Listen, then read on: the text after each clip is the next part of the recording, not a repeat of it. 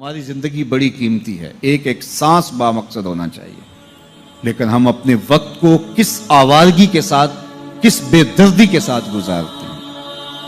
حضرت امام شافعی کہتے ہیں کہ میں نے فقیروں سے دو باتیں بڑی پتے کی سنی اور انہوں نے مجھے بڑا نفع دیا۔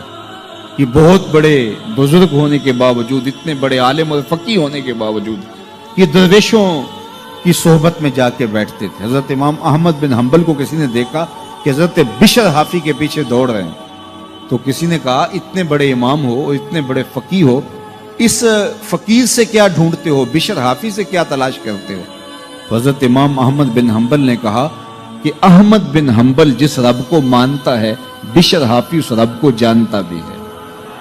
تو فقیروں کی باتیں بڑی پتے کی ہوتی ہیں، تو کہتے ہیں کہ فقیروں کی دو باتوں نے، امام شافعی بولے، کہ مجھے بڑا فائدہ دیا۔ ایک تو یہ الوقت سیف قاطع، وقت کاٹ دینے والی تلوار ہے، اگر وقت کو تم کاٹو گے تو ٹھیک، ورنہ وقت تمہیں کاٹ دے گا۔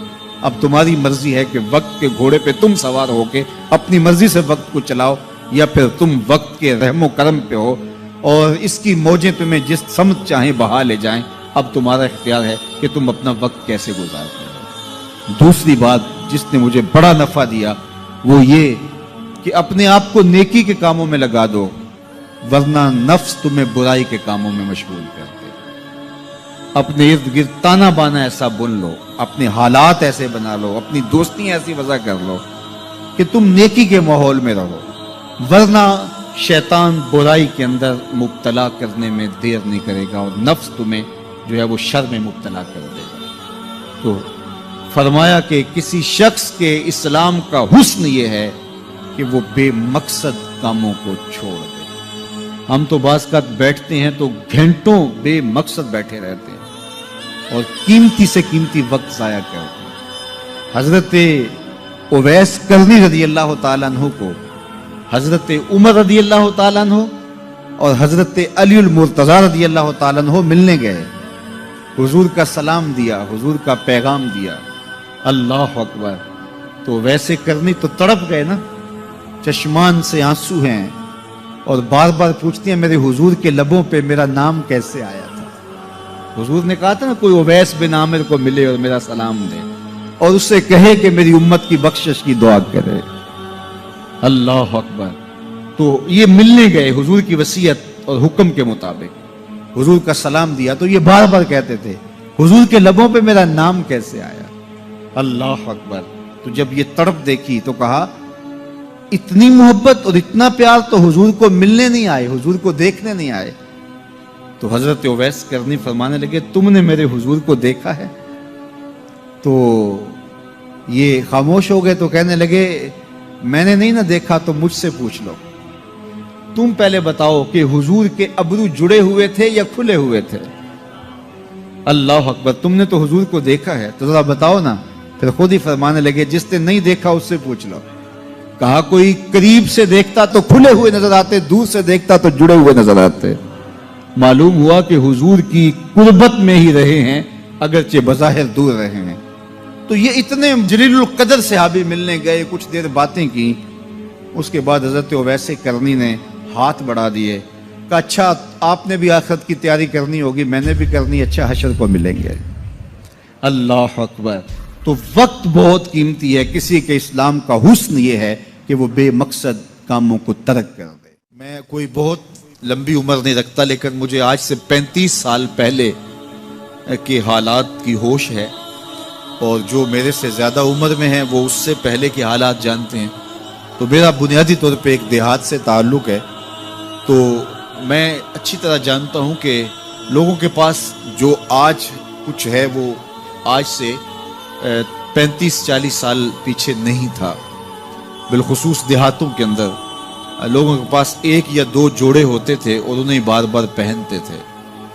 کسی شادی یا بیاہ کے موقع پہ جانا ہوتا تو بعض اوقات کسی سے وہ لباس یا جوتے مانگ کے لے کے جاتے۔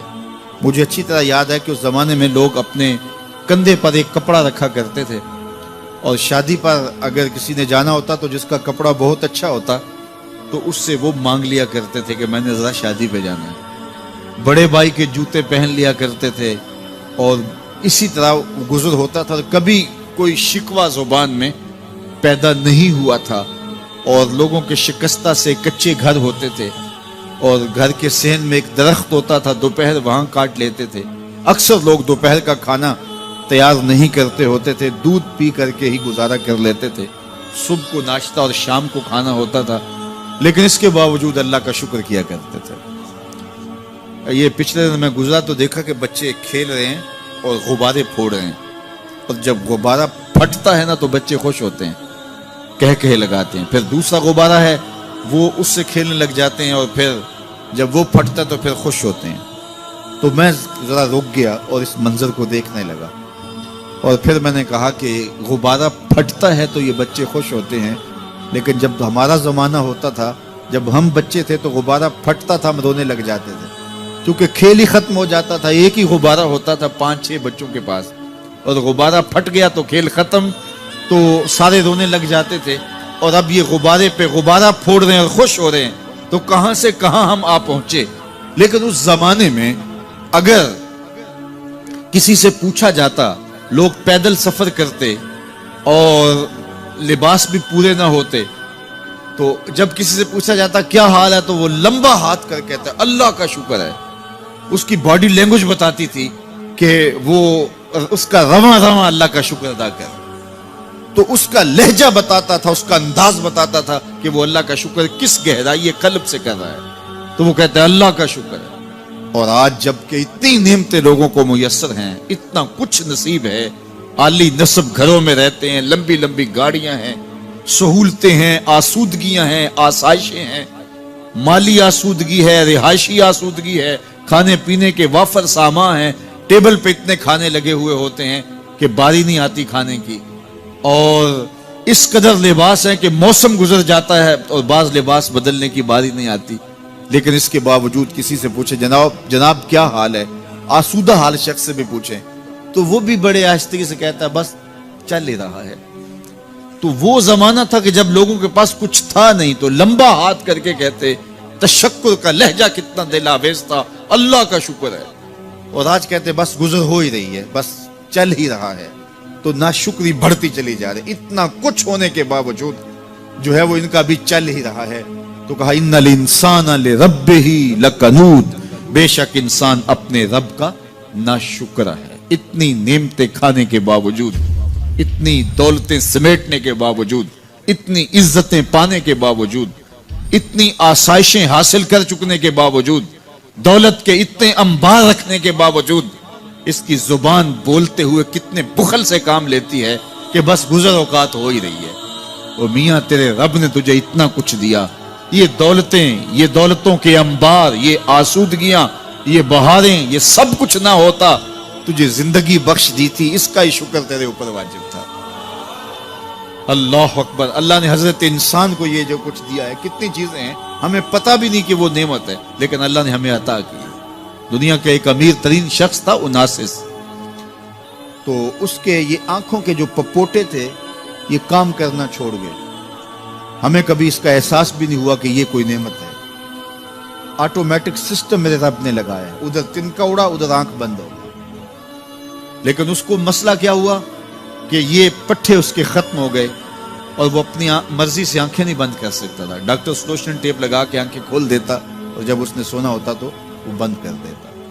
دنیا کے امیر ترین لوگوں میں سے ایک نام تھا، تو کسی نے اس سے پوچھا کہ تیری زندگی کی سب سے بڑی خواہش؟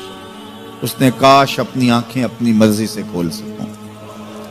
کہا اس کے لیے تجھے کوئی قیمت لگانی پڑے تو کتنے پیسے لگا سکتا ہے؟ کہا ساری دولت لگ جائے، کاش میں اپنی آنکھیں اپنی مرضی سے کھول سکوں۔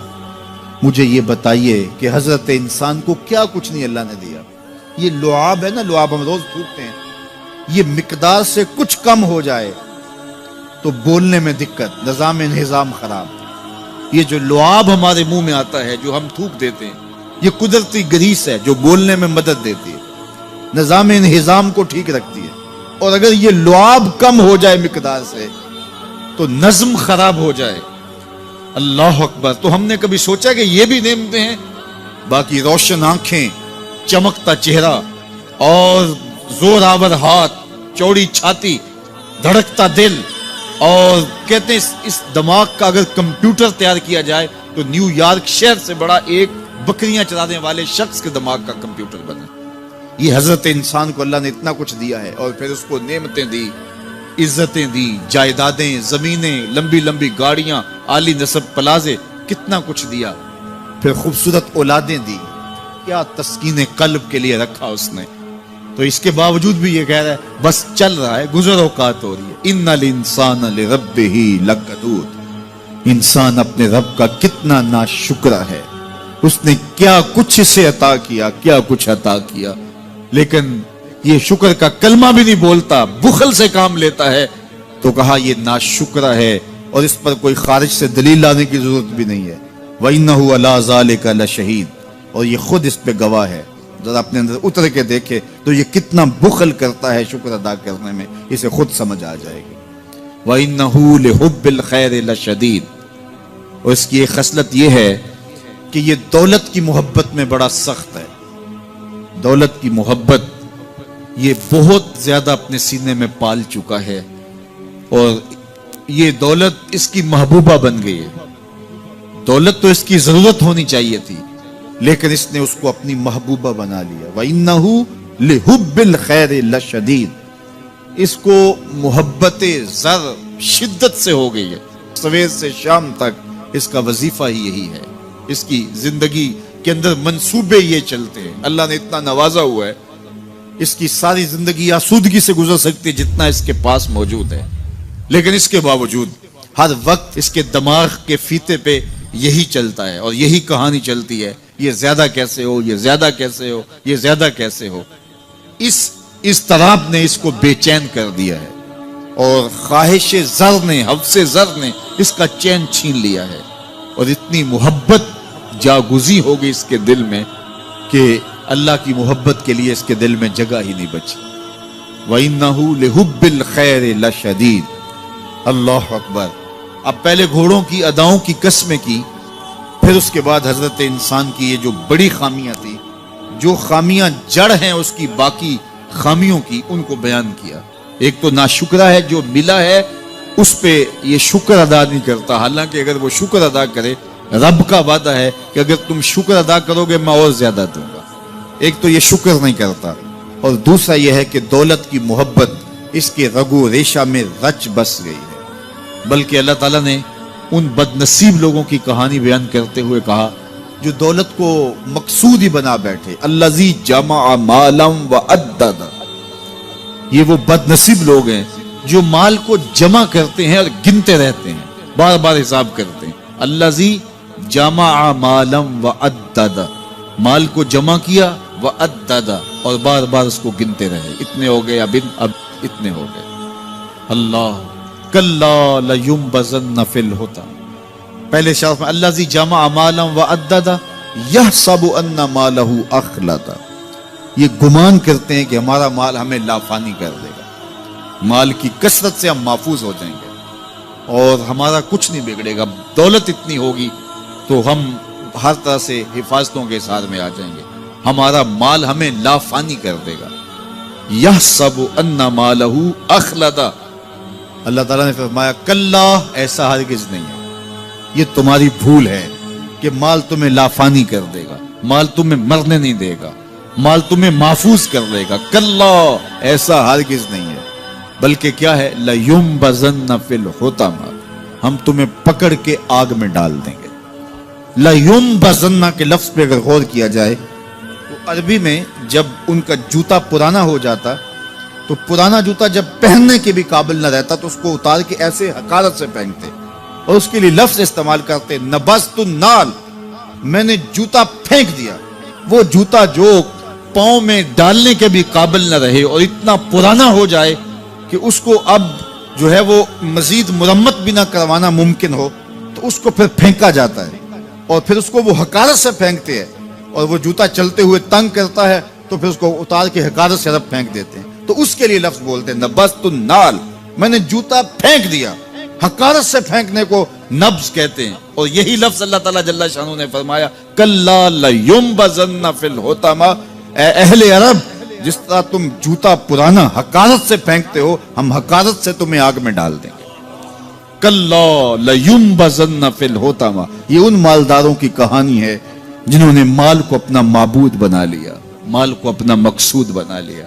مال مال مال، ہر قدر پامال کر دی، ہر قدر کی قربانی دے دی مال کے بدلے، اور مال ہی ان کا مقصود بن گیا. اور یہ سمجھے کہ یہ مال جو ہے وہ ان کو لافانی کر دے گا، ان کو مرنے نہیں دے گا، ان کے لیے حفاظتی حصار بن جائے گا. کلا لیمبذن فی الحطمہ وما ادراک ما الحطمہ. اللہ فرماتا ہے جانتے ہو جس حطمہ میں، جس آگ میں تمہیں ڈالا جائے گا وہ آگ کیا ہے؟ مل حطمہ، کیا تمہیں پتا ہے وہ حطمہ کیا ہے؟ پھر خود فرمایا نار اللہ الموقدۃ التی تطلع علی الافئدہ. یہ اللہ کی جلائی ہوئی آگ ہے جو دل کھا جائے گی، جو کلیجے چاٹ جائے گی. تو حب زر، یہ حب دولت اور حب دنیا، یہ تمام برائیوں کی جڑ ہے. تو اس لیے اپنے اندر سے محبت زر کو نکالنے کی کوشش کیجئے اگر کہیں آپ کو داخل ہوتی محسوس ہو رہی ہے. اور حب دولت کو نکالنے کے لیے زکوٰۃ، صدقات، اسلام نے ہمیں یہ نظم دی.